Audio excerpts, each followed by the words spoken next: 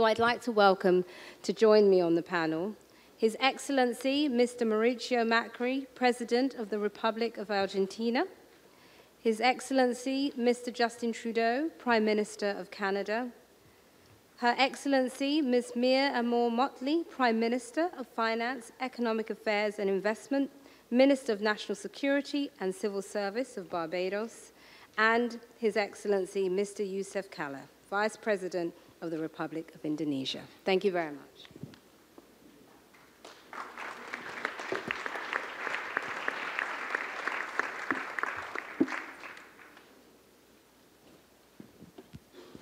Thank you very much. Lovely to have you all here today. Sadly, His Excellency Mauricio Macri, the President of the Republic of Argentina, will no longer be able to join us. So I will start our conversation with you, Prime Minister Trudeau. Lovely to see you again. We were together yesterday in Montreal.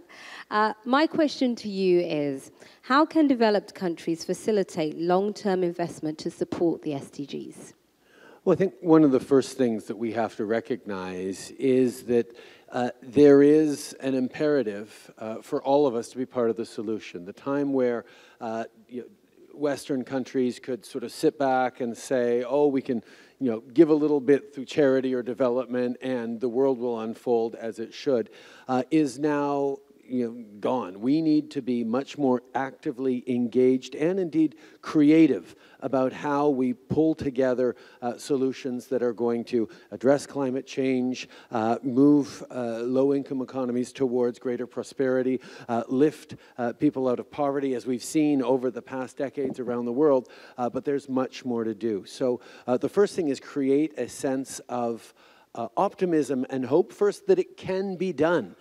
In developed economies, in Western economies, you are seeing a lot of people throwing up their hands and saying, the problems are too big for us to tackle. And instead, demonstrating the real results that have been achieved is a key part of it. But being clear-eyed about the real challenges we're facing. That's why this year Canada is president of the G7.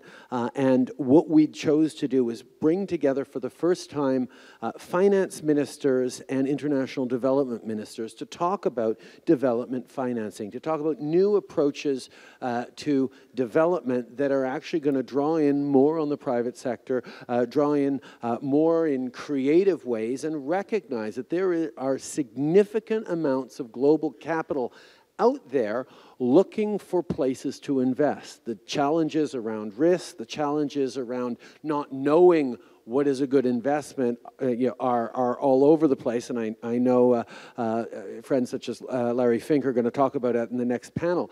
But what can we do as governments to sort of de-risk and encourage the flow of capital to projects that need it in places that will see the biggest transformation for minimal amounts of capital? That's what Christine was talking about in terms of not just financing where you think you can get a return in a few years, but actually looking at where your investments can go the furthest. And that's where we've been very interested in the Global Infrastructure Hub that was started a few years ago in Australia.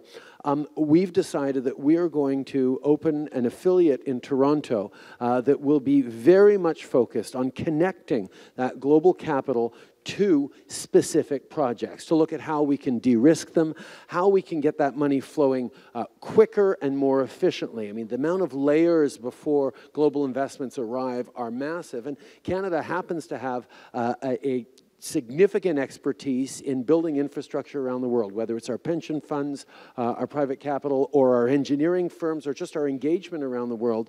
These are things that we've been able to do. We're doing it domestically. We're recognizing that even in a country like Canada, there are significant infrastructure gaps where investing in green infrastructure, investing in public transit, investing in roads and bridges and commercial infrastructure are essential to both create good jobs in the short term, but create prosperity in the medium term and in the long term that allows for more inclusive growth, more real and fair chance for everyone to succeed. So that approach that we have is something that we've very much been engaged in. I've sat down over the course of the year with a number of small island developing states to specifically talk about the need for climate resilient infrastructure and to look at how governments and international bodies can facilitate the flow of investment that is going to make a huge difference in the lives of people in vulnerable states around the world. So this idea, first of all, that it can be done, that it's within our grasp, and that it should be done, are things that we're seeing a much more openness to around the world. And the more we draw people into creating those economic opportunities for entrepreneurship around prosperity and growth that goes through roads and bridges and hospitals and schools and energy grids. These are the kinds of things that I'm very excited about, and certainly we're going to keep working on. And if I can give a shout out to our permanent representative here, Marc-André Blanchard, who's been working very, very hard with many of you in this room to try and really secure those solid flows of private capital into more vulnerable places where we will collectively see the biggest returns in terms of global prosperity and opportunities for all. Thank you very much, Prime Minister Trudeau.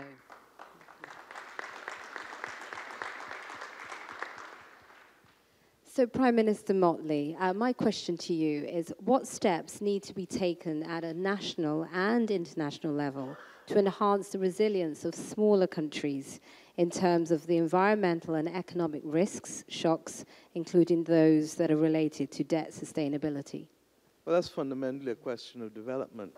At the national level, we've tried to do what we can in terms of bringing greater equity to our population since independence.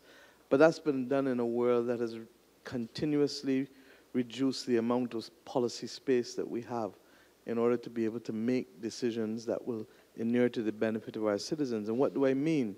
In recent years in the Caribbean, we've had to confront the realities of de-risking and correspondent banking relationships being lost. We've had to deal with the implications of FATCA. We've had and are now dealing with the reality of the BEPS initiative with the OECD, which may lead, in my own country, to the loss of almost all of our domestic corporation taxes. Now, we're doing this against the background of being the third most indebted country in the world, regrettably, a situation that is unusual for us because having been fiscally prudent for almost 6 decades, we had 1 decade of fiscal profligacy that has literally put us off the back foot. Now, at the same time, I'm here, and half of me is in this room, and half of me is worrying about where Tropical Storm Kirk is going to go in 2 days' time. 2 weeks ago, it was Isaac. And on each occasion, the decision to travel, the decision to apply funds in a particular area, all of these things are questionable because we don't have the certainty, because we don't have the buffer or the space to be able to meet the consequences of climate change and at the same time meet the consequences of a development deficit.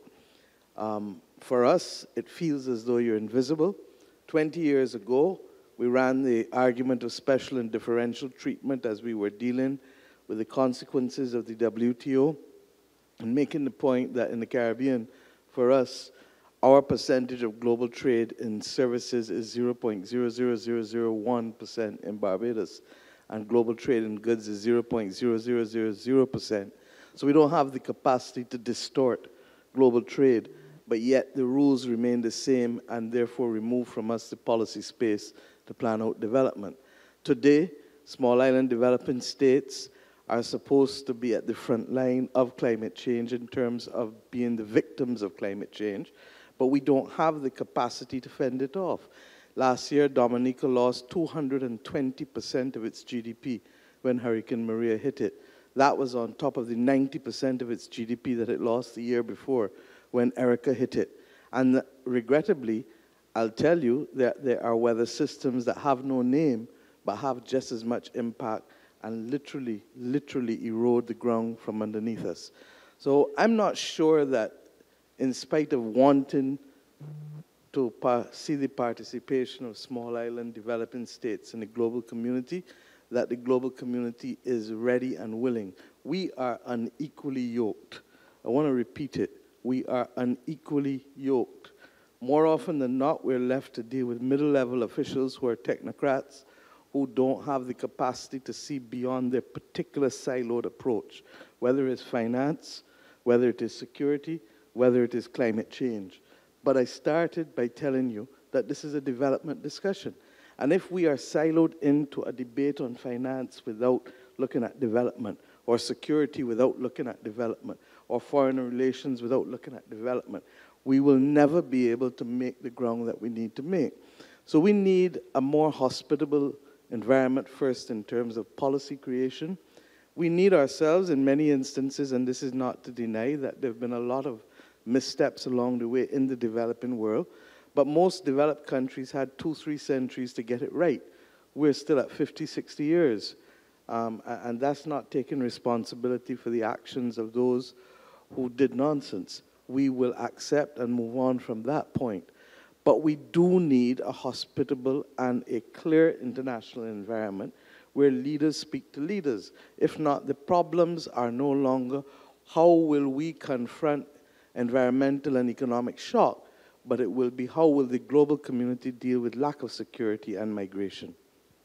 Thank you very much, Prime Minister. Thank you.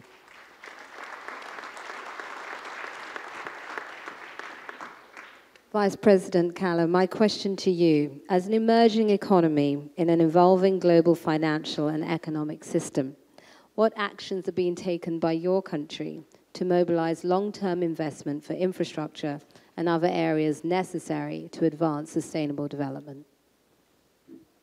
Thank you, Madam. Of course, for any countries, especially our countries, that infrastructure is very important because infrastructure can be making people working more competitive for logistics and, of course, easier to the people to working in agriculture and will be compete with another countries around the countries to making this more efficient economy. And that's why we needed a long-term investment in that. For instance, in 5 years, we need minimum 400 billion US dollar. Of course, it cannot public all spending or public. Needed cooperation with private, needed cooperation of foreign investment to do that. And the situation, but important thing that Indonesian economy should be better and trust each other in between, and foreign investment and local investment can be understand and can be say that this is possible to making this situation. That's why we should making our economy, macroeconomy is more stable. Concerning the situation, for instance, the economy in the world that have so many financially, that's why our rupee, our currency is compared to US dollars, a little bit weak. Now we are trying to make any policies possible to making stability of macroeconomy to the other things that can be trusting and the markets is still going there. The other thing is how to make efficiency, productivity, because without productivity of agriculture, for instance, the villagers, the local peoples cannot be reduce poverty and health, education much better. This is important thing for us to making a long-term policy in this fight. But there are external factors, of course, like some countries' problems in the economy will be suffering too. Trade war between U.S. and China, of course, will be making our export will be reduced because, of course, the export to China will be have affected of this. That's why you hope that we can working together how to reduce the effect of compete each other to become countries, and then the suffering another countries of the situation is, of course, too, they will be reducing the problems on the long terms of problem. That's why we hope the cooperation this side, not only to support one country, but how the economy of the world is more easier in trade, in fair trades can be, performed and without any suffering of that. But domestically economy should be performed and will be trusting and will be making long-term investment go with that. Thank you very much. Thank you, Vice President. Thank you. Round of applause. I'd now like to thank both the Secretary General and Ms. Lagarde for joining us, who will be leaving to go on to their next engagement. And our visual artist will draw a special goodbye to you both. So thank you for joining us. Can we have a round of applause for the Secretary General and Christine Lagarde? Yes. Thank you very much. So we will now take some questions from the floor. These are questions that have been sent in ahead of time, and if there is time left, then I will take more questions randomly from the floor. So our first question is from the Minister of Finance for Rwanda. Will you please press hello? If you press your microphone and ask your question and let us know who it's addressed to.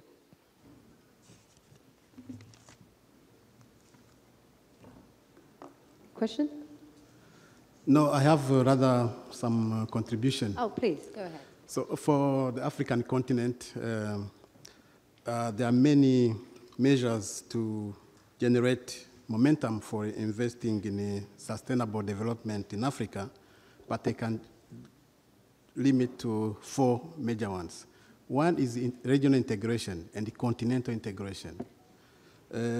African countries need to sign, to ratify and implement the African Continental Free Trade Area, which represents unprecedented opportunities to improve investment opportunities by increasing the size of the markets, by promoting intra-African trade and attracting more foreign investment to Africa. Number 2 is strengthening the governance institutions to improve business environment. And this includes a number of reforms, regulatory and legal frameworks, improving the partnership between the government and the private sector, to create a conducive environment to attract both domestic and foreign investment.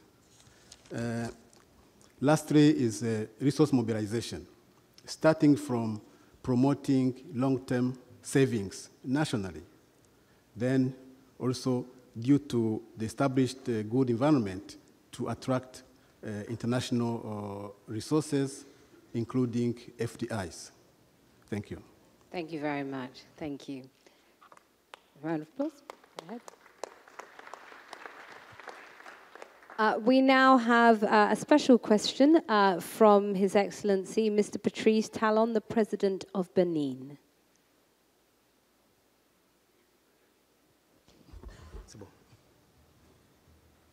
It's okay, thank you. No, not for you. Okay, no problem. So our next question comes from Her Excellency Ms. Erna Solberg, Prime Minister of Norway.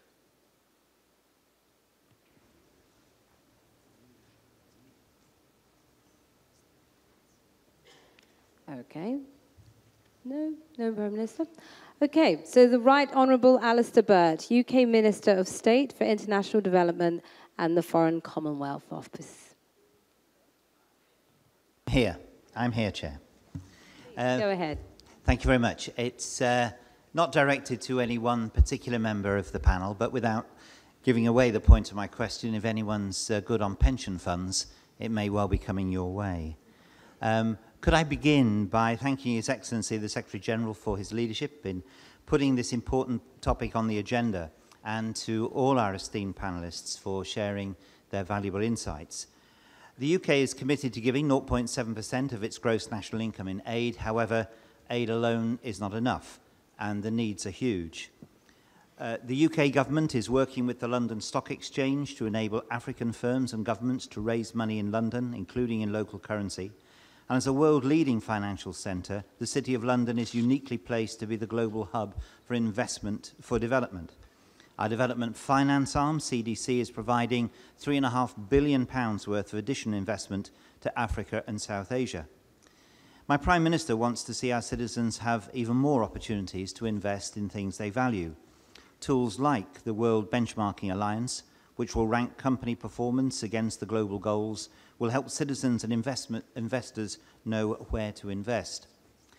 But let me come to the point of my question. Our ability to deliver the goals rests heavily on businesses, which create the jobs, incomes, and economic growth needed to make a difference to the world's poorest. And my Prime Minister is looking forward to co-hosting an event tomorrow with His Excellency Prime Minister Trudeau, with President Kagame and President Akufo-Addo, to talk about the importance of job creation and financing in Africa. But my question is this: bearing in mind the amounts that people are investing in pension funds, and that more and more personal investors want to know what's happening to their money, and they want it used in the best possible way, both to finance their futures, but to give effect to what they believe about the future of the planet and the future of people. What more can we do together to help mobilize more investment from pension funds and others in developing countries? Thank you very much, ma'am. Thank you very much. Prime Minister Trudeau, would you like to take that question first? Thank you, and thank you for your and your government's leadership and initiatives, and look forward to the event tomorrow. Canada is known for having extraordinary pension funds that have invested all around the world. One of the challenges we faced when we first formed government 3 years ago is we realized that Canada's pension funds were world-class, but they weren't making a lot of investment in Canada, and there was political reasons for that, but we certainly had very real needs in terms of infrastructure. And when we dug into it, we realized that one of the challenges we're facing globally is, even though there is significant capital out there, private investors, including pension funds that have developed tremendous expertise, don't necessarily have the capacity to identify and see the good in a broad range of projects around the world that are so varied, that are so many different partners involved, that may not be in an area of the world that they actually have a clear eye into. That's where governments and an approach that brings in local investments and draws a basis of local. I mean, if a Canadian pension fund identifies this particular project in Canada where it has expertise as being worthwhile, they can go into 10, 15, 20%. And other pension funds who don't have the expertise that this particular one would have in Canada could see, okay, if the Canadians investment funds or pension funds are confident, we're happy investing alongside them. And what we really need is to be able to pull together a network of solutions that is going to ease the flow of capital much more quickly to better places. And no individual or individual group has that capacity.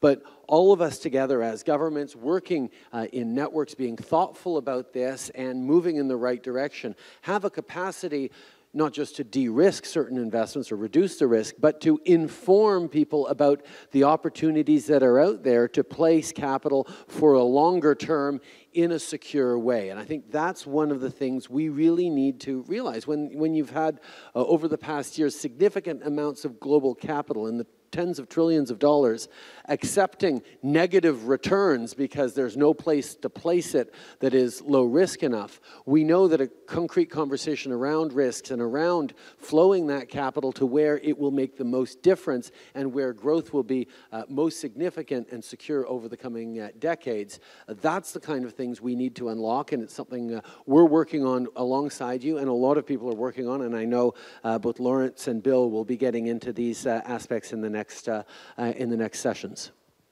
Thank you. Prime Minister Motley, would you like to add to that? I just want to endorse what Prime Minister Trudeau said. I mean, part of the difficulty is lack of familiarity as to where persons can place people's pension funds. There's a high fiduciary value. And unless there's some kind of intermediary that reduces the risk, we don't benefit from it. But let's go further. In most developing countries, you have a case of high debt to GDP.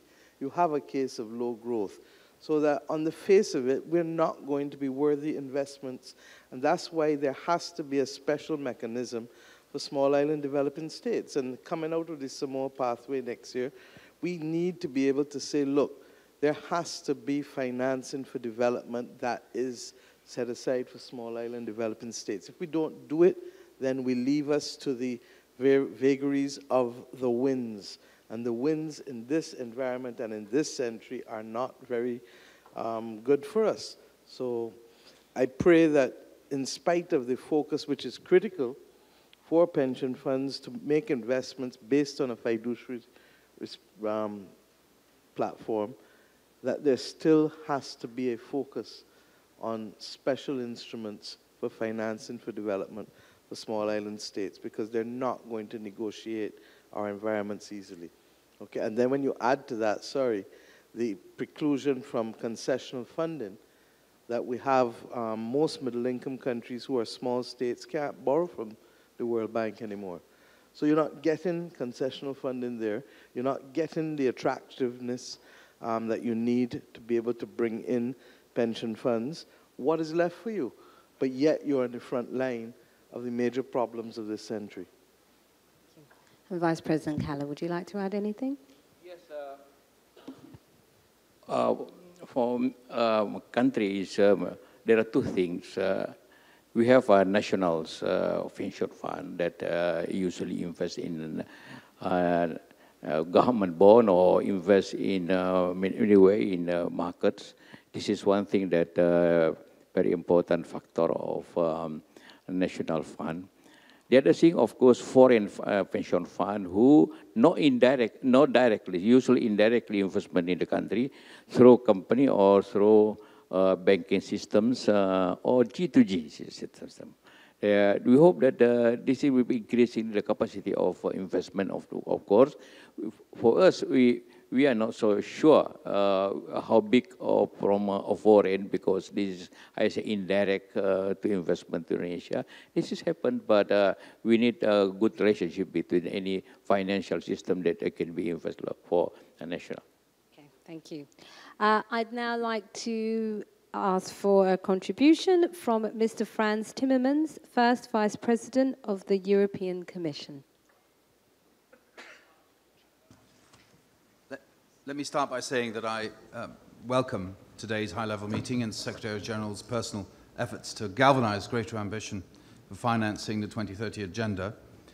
Moving to sustainable economies is, of course, obviously good for job creation, good for people, but above all, good for the planet. Public money has its part to play. The European Commission has pledged 30 million euros as a contribution to the UN's new joint fund and as a symbol of our support to multilateralism. The EU's official development assistance is increasingly being used to leverage investment and sustainability. Our external investment plan will unlock around 24 billion euros of public and private investment in sub-Saharan Africa and the European neighbourhood, covering access to finance for micro, small and medium enterprises, energy and connectivity, cities, agriculture and the environment. Within the EU, 40% of infrastructure investments under our flagship investment programme will be spent on projects that contribute to our 2030 climate and sustainability objectives.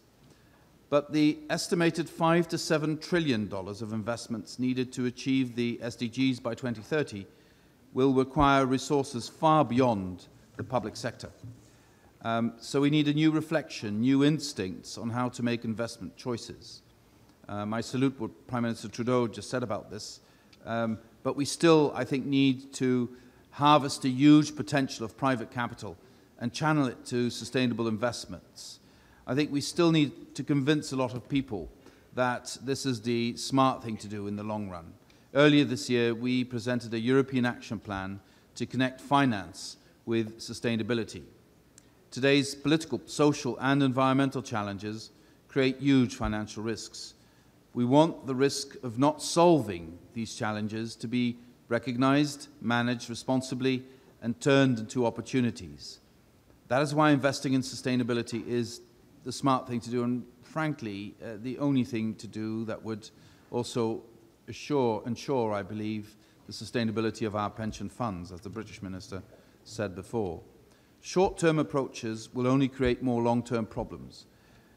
It can be a win-win, not just for our climate, environmental and social goals, but also for the long-term stability of financial markets themselves. And we've seen in the past 10 years that instability in the financial markets can have long-term political repercussions on our society. So we really look forward, as the European Commission, to working with you to get these things done at a global scale. Thank you very much. Thank you, Mr. Timmermans. We now have a contribution from Sierra Leone.